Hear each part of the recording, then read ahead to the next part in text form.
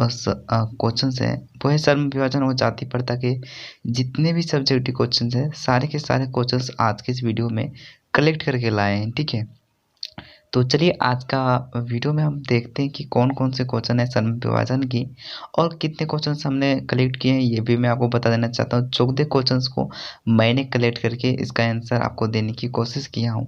अगर आप सभी का कोई भी क्वेश्चन श्रम विभाजन और जाति प्रथा का बच गया हो तो आप हमें कॉमेंट बॉक्स में पिन कॉमेंट कर देना, मैं उसे पिन कर दूंगा और उसका आंसर भी आपको नेक्स्ट वीडियो में दे दूंगा। ठीक है, तो चलिए हमारा जो फर्स्ट क्वेश्चन है गाइज वो आप सभी देख सकते हो। जो हमारा फर्स्ट क्वेश्चन है वो है लेखक किस विडंबना की बात करते हैं, विडंबना का स्वरूप क्या है। तो इसका उत्तर हो जाएगा गाइज, लेखक महोदय आधुनिक युग में भी जातिवाद के पोषकों की कमी नहीं है जिसे विडंबना कहते हैं। विडंबना का स्वरूप यह है कि आधुनिक सभ्य समाज कार्यकुशलता के लिए श्रम विभाजन को आवश्यक मानता है, चूँकि जाति प्रथा भी श्रम विभाजन का ही दूसरा रूप है, इसलिए इसमें कोई बुराई नहीं है।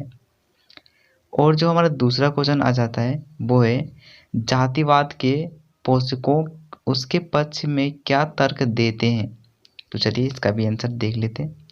इसका आंसर हो जाएगा जातिवाद के पोषकों जातिवाद के पक्ष में अपने तर्क देते हुए उसकी उपयोगिता को सिद्ध करना चाहते हैं। जातिवादियों का कहना है कि आधुनिक सभ्य समाज कार्यकुशलता के लिए श्रम विभाजन को आवश्यक मानता है, क्योंकि श्रम विभाजन जाति प्रथा का ही दूसरा रूप है, इसलिए श्रम विभाजन में कोई बुराई नहीं है। जातिवादी आर्थिक का कहना है कि माता पिता के सामाजिक स्तर के अनुसार ही यानी गर्भधारण के समय से ही मनुष्य का पेशा निर्धारित कर दिया जाता है। हिंदू धर्म पेशा परिवर्तन की अनुमति नहीं देते, भले ही वह पेशा अनुपयुक्त का अपराध ही क्यों ना हो, भले ही उसे भूखों मरने की नौबत आ जाए, लेकिन उसे अपनाना ही होगा। जातिवादियों का कहना है कि परंपरागत पेशों में व्यक्ति दक्ष हो जाता है और वह अपना कार्य सफलपूर्वक संपन्न करता है। जातिवादियों ने जातिवाद के समर्थन में व्यक्ति की स्वतंत्रता को अपहरित कर सामाजिक बंधन के दायरे में ही जीने मरने के लिए विवश कर दिया है। उनका कहना है कि इससे सामाजिक व्यवस्था बनी रहती है और अराजकता गाइस यहाँ पे लास्ट में इसमें क्वेश्चंस में कुछ मुझे मिस लगा था। ठीक है, तो यार कुछ टाइपिंग करने के टाइम में कट गया है, तो इसके लिए सॉरी यार। तो यार आप सभी उतने टाइप कर सकते हो। चलिए यहाँ पे तीसरा क्वेश्चन जो हमारा है वो है कॉपियों ने किन किन उदाहरणों के माध्यम से उद्रवन को उलाहने दिए हैं। ठीक है, चलिए इसका भी आंसर देख लेते हैं। तो इसका उत्तर हो जाएगा कॉपियों ने निम्नलिखित उदाहरणों के माध्यम से उद्रवन को उलाहने दिए हैं। फर्स्ट जो उल्लंघन है वो कमल के पत्ते जो नदी के जल में रहते हुए भी जल के प्रभाव से मुक्त रहता है। जो दूसरा है जल के मध्य रखी तेल की मटकी जिस पर पानी की एक बूंद भी टिक पाती है। ओके, यानी कि जल में जो पत्ता होता है उसके ऊपर एक पानी भी नहीं रहता, यानी कि कमल का फूल का देख लेना यार टेस्ट करके। जो हमारा तीसरा क्वेश्चन है वो है तीसरा है जो है कड़वी ककड़ी जो खा ली जाए तो गले से नीचे नहीं उतरती। जो चौथा है वो है प्रेम रूपी नदी में पांव डुबाकर भी उद्रवन प्रभाव रहती है। और जो हमारा चौथा क्वेश्चन है वो यहाँ पे आप सभी देख सकते हो, उद्रवन द्वारा दिए गए योग के संदेश ने गोपियों की विरहांगी में घी का काम कैसे किया। तो चलिए इसका भी उत्तर हम देख लेते हैं। गोपियों इसी दिन के इंतजार में अपने जीवन की एक एक घड़ी को काट रही है कि श्री कृष्ण हमसे मिलने का वादा करके गए हैं। वे इसी इंतजार में बैठी है कि श्री कृष्ण उनके विरह को समझेंगे, उनके प्रेम को समझेंगे और उनके अतृप्त मन को, यानी अंदर के जो मन होते हैं उसको अपने दर्शन से तृप्त करेंगे, यानी कि अपने जो मन होते हैं अंदर के उसे देखेंगे। परंतु यह सब उल्टा होता है। श्री कृष्ण तो द्वारका जाकर उन्हें भूल ही गए हैं। उन्हें ना तो उनकी पीड़ा का ज्ञान है और ना ही उनके विरह के दुख का, बल्कि उद्रवन को और उन्हें समझाने के लिए भेज दिया है, जो उन्हें श्री कृष्ण के प्रेम को छोड़कर योग साधना करने का भाषण दे रहा है। यह उनके दुख को कम नहीं कर रहा, अपितु उनके हृदय में जल रही विरहाग्नि में घी का काम कर रहा है, उसे और प्रज्वलित कर रहा है। तो चलिए हमारा जो 5वां क्वेश्चन है वो मैं देख लेता हूँ। मर्यादा न लही के माध्यम से कौन सी मर्यादा न रहने की बात की जा रही है? तो चलिए इसका भी उत्तर हम देख लेते हैं। 5 नंबर का क्वेश्चन है, इसका भी उत्तर जान लो, ठीक है। गोपियों ने अपने प्रेम को कभी किसी के सम्मुख प्रकट नहीं किया था। वह शांत भाव से श्री कृष्ण के लौटने की प्रतीक्षा कर रही थी। कोई भी उनके दुख को समझ नहीं पा रहा था। वह चुप्पी लगाई अपनी मर्यादाओं में लिपटी हुई इस वियोग को सहन कर रही थी कि वे श्री कृष्ण से प्रेम करती है, परंतु इस उद्रवन के योग्य संदेश ने उनको उसकी मर्यादा छोड़कर बोलने पर मजबूर कर दिया है। अर्थात जो बात सिर्फ वही जानती थी आज सबको पता चल जाएगी।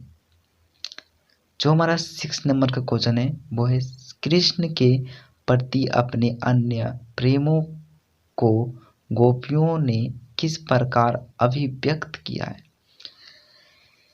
कृष्ण के प्रति अपने अन्य प्रेम को गोपियों ने निम्नलिखित उदाहरणों द्वारा व्यक्त किया है। जो फर्स्ट है वो आप देख लेते हैं। उन्होंने स्वयं की तुलना चींटियों से और श्री कृष्ण की तुलना गुड़ से किया है। उनके अनुसार श्री कृष्ण उस गुड़ की भांति है जिस पर चींटियां चिपकी रहती है। जो दूसरा क्वेश्चन है, दूसरा निम्नलिखित है वह, उन्होंने स्वयं की हरियाली पक्षी व श्री कृष्ण को लकड़ी की भांति बनाया है। जिस तरह हरियाली पक्षी लकड़ी को नहीं छोड़ता, उसी तरह उन्होंने मन कर्म वचन से श्री कृष्ण की प्रेम रूपी लकड़ी को ध्यानपूर्वक पकड़ लिया है। और जो हमारा तीसरा है वो, वह श्री कृष्ण के प्रेम में रात दिन सोते जागते सिर्फ श्री कृष्ण का नाम ही रटती रहती है। तो जो हमारा 7 नंबर क्वेश्चन है वो देख लेते हैं। गोपियों ने उद्रवन से योग की शिक्षा कैसे लोगों को देने की बात कही है? इसका उत्तर देख लेते गाइज। गोपियों के अनुसार योग की शिक्षा उन्हीं लोगों को देनी चाहिए जिनकी इंद्रियों व मन उनके बस में नहीं होता। जिस तरह से चक्र घूमती रहती है, उसी तरह उनका मन एक स्थान पर न रहकर भटकता रहता है। परंतु गोपियों को योग की आवश्यकता है ही नहीं, क्योंकि वह अपने मन व इंद्रियों को ही श्री कृष्ण के प्रेम के रस में डुबो चुकी है। वे इन सब को श्री कृष्ण में एक ग्रह कर चुकी है, इसलिए उनको इस योग की शिक्षा की आवश्यकता ही नहीं होती। जो हमारा 8 नंबर का क्वेश्चन है वो देख लेते हैं। प्रस्तुत पदों के आधार पर गोपियों का योग साधना के प्रति दृष्टिकोण स्पष्ट करें। इसका उत्तर है प्रस्तुत पदों में योग साधना के ज्ञान को निरर्थक बताया गया है। यह ज्ञान गोपियों के अनुसार व्यावहारिक और अनुपयुक्त है। उनके अनुसार यह ज्ञान उनके लिए कड़वी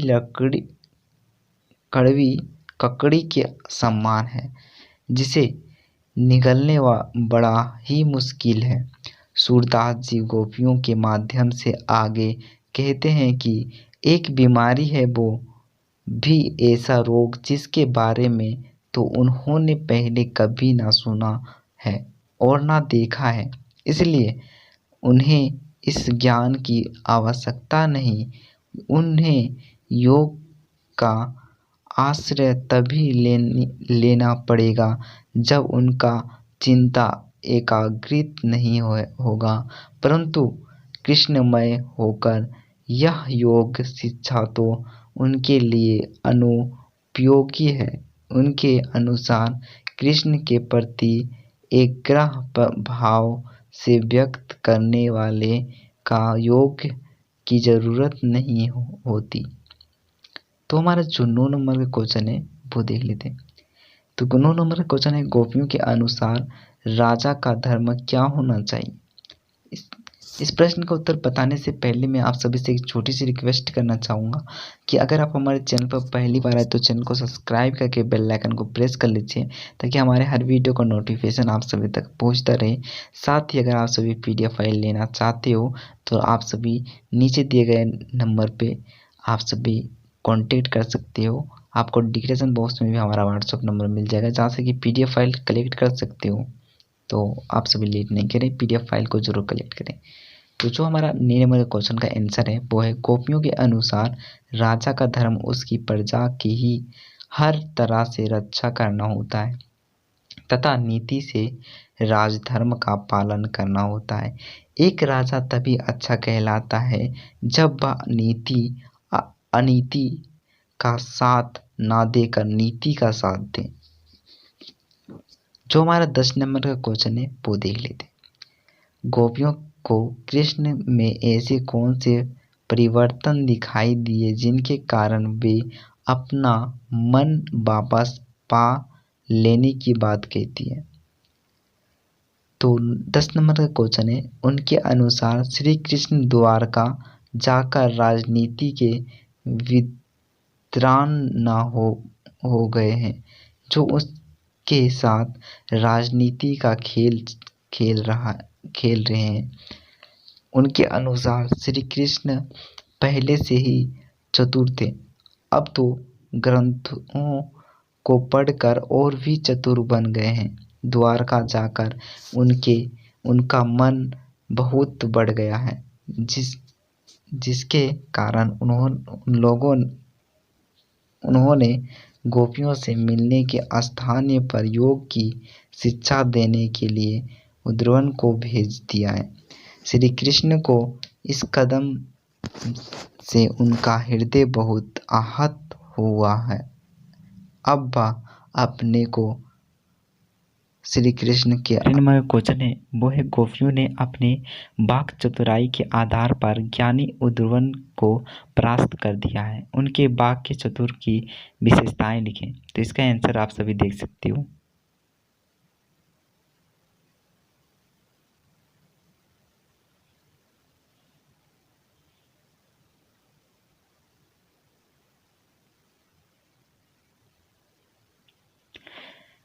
हमारा जो 12 नंबर का क्वेश्चन है वो है संकलित पदों के ध्यान में रखते हुए सुर के भ्रमगीत की मुख्य विशेषताएं बताएं। इस प्रश्न का उत्तर देख लें और नोट कर लें।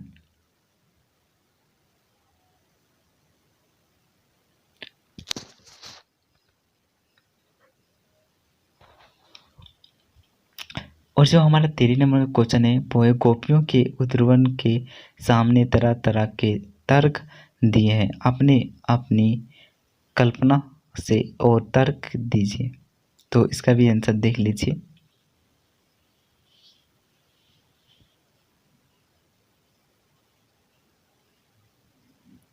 जो हमारा लास्ट क्वेश्चन है वो है उद्भवन यानी ज्ञानी थे, नीति की बातें जानते थे, गोपियों के पास ऐसी कौन सी शक्ति थी जो उनके वाक् चतुराई में मुखरित हो उठी।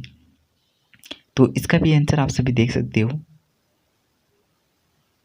जो हमारा 15 नंबर का क्वेश्चन है वो है गोपियों ने यह क्यों कहा है कि हरि अब राजनीति पढ़ आए हैं।